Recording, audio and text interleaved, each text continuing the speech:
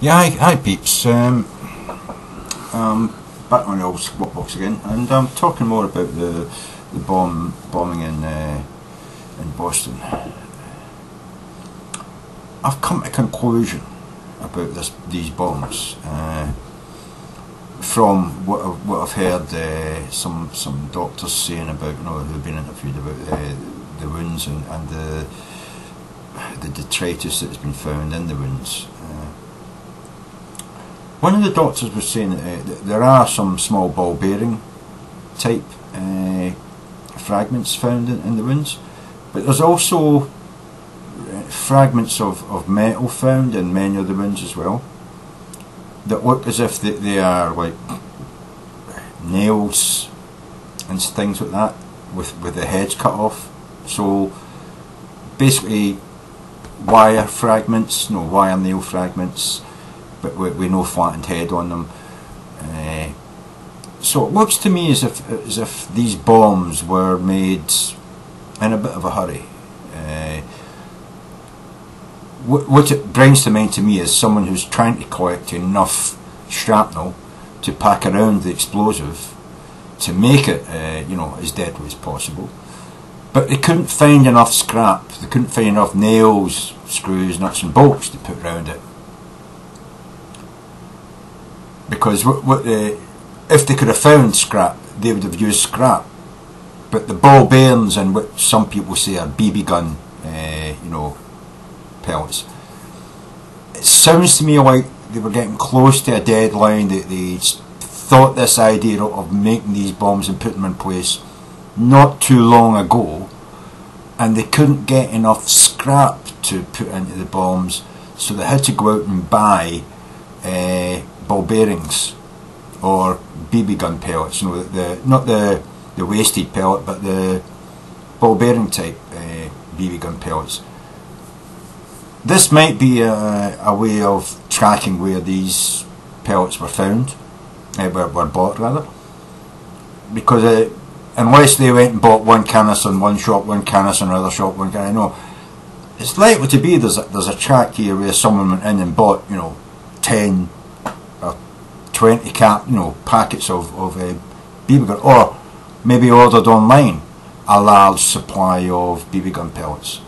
So it's possible that that's an avenue that the FBI and the ATF should be following, where they sourced this material. It does look to me like this hasn't been a long planned thing.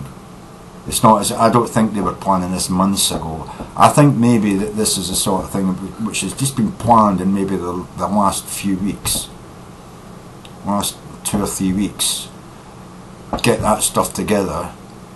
Maybe even shorter. Maybe in the last 14 days that they just put this together. A lot of people have been saying as well as what kind of explosive was used. I'm sure if you were to interview some people who were close enough to actually smell the residue smoke from the explosion, they would probably give you a pretty good clue of what the smell of the smoke was like, and that would give you a clue as to the accelerant that was used, as the explosive that was used to accelerate these pellets and other bits and pieces of metal detritus. I'm sure that's something that's being followed up by the FBI and the ATF. It's something I would certainly be asking people who were involved in close proximity to the explosion. What did it smell like? That would tell you whether it was black powder or whether it was a chemical, because you certainly would smell the chemical or the black powder. I mean, that's a very distinctive smell. I mean, anybody who's ever fired a gun will be able to tell you what gunpowder smells like.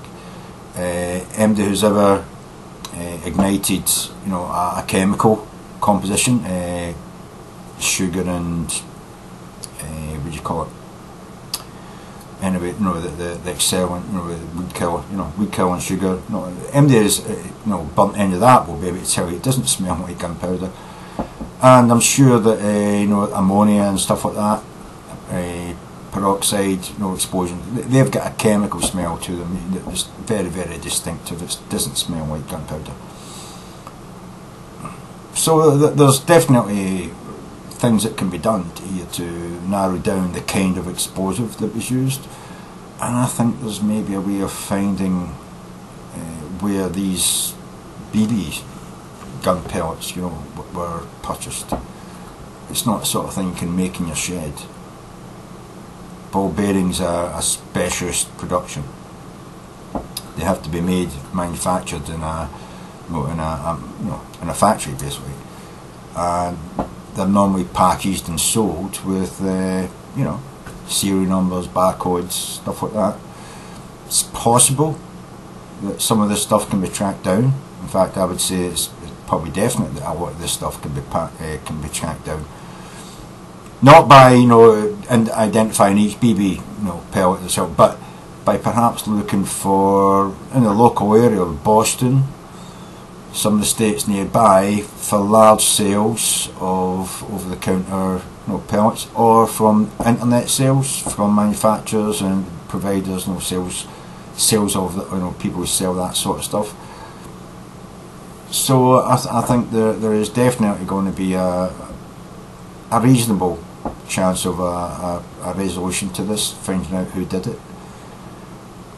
But I'm also thinking that if this was something that was cooked up in the last few weeks, I definitely don't think it's an Al-Qaeda or large terrorist group attack. I think that would have taken a hell of a lot more planning than a shoved together bomb. And I'm more certain that we're going to find that it was a homegrown American terrorist who was against tax, government, a gun lobbyist, Second Amendment nutter.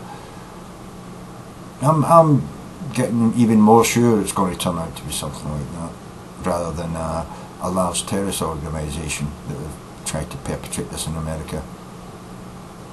And the fact that there's no intel anywhere, there was no chatter on the airwaves, as they say, that leads me again to believe it was a very, very small group, 1, 2 people, maybe 3 or 4.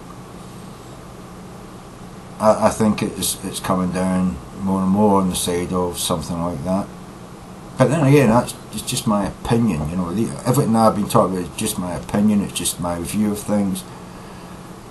Some people might think, oh James, you're too drunk and too Scottish to fucking have a rational view on things, you know what I mean? And you're probably far wrong. It was the New World Order or the Illuminati that did it.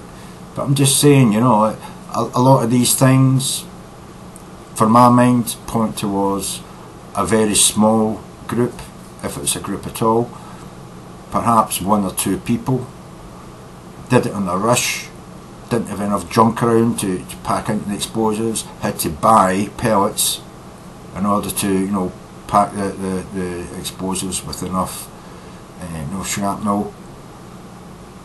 And I think that this would be what catches them. The fact they didn't have a long time to plan it, the fact they are only a couple of people and don't look at every avenue of a thing, didn't have the time to, it's a bit rushed. And I'm even more certain that I'm right, that it's going to turn out to be an anti-government, anti-tax,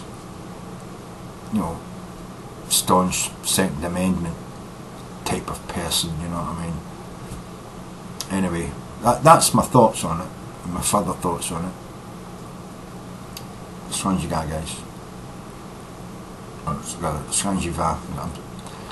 I'm getting all ganging on you. Anyway, cheers.